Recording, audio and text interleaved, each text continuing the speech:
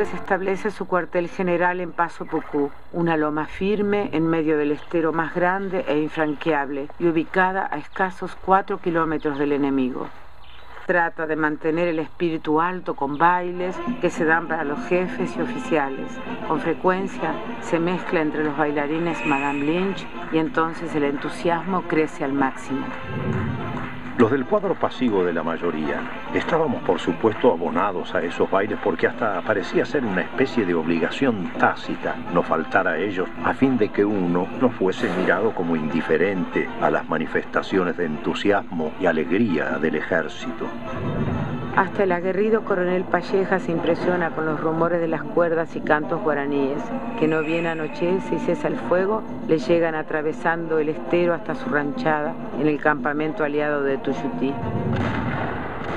La resistencia del Paraguay depende ahora de algunos pequeños fuertes artillados sobre el río Paraguay.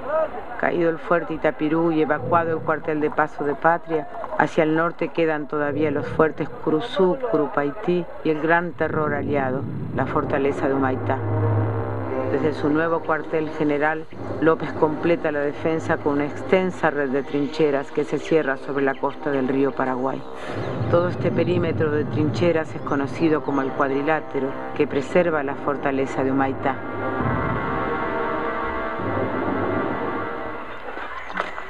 Desde Paso Pucú se puede observar el campamento aliado, en el que no faltan hombres ni armamento. Su cercanía también se siente en el aire. El 2 de mayo, López ordena un ataque sorpresa sobre una patrulla de Venancio Flores que atraviesa el estero Bellaco. La intervención del general brasilero Manuel Osorio frustra el golpe y desata un enfrentamiento encarnizado. López dijo que el 2 de mayo no era sino un reconocimiento formal que había mandado hacer sobre las posiciones enemigas y que nunca había esperado que una fuerza tan insignificante hubiese dado el resultado de la derrota de casi todo el ejército aliado. Dentro del estero se combate mano a mano con sable y lanza. 4.000 cadáveres quedan pudriéndose en sus aguas. Aliados y paraguayos se adjudican la victoria. Los paraguayos intentan mantener la moral alta. Hay orden del mariscal de no hacer mención a la propia inferioridad de recursos. Los que, como el doctor Torrens, se animan a comentar, son fusilados.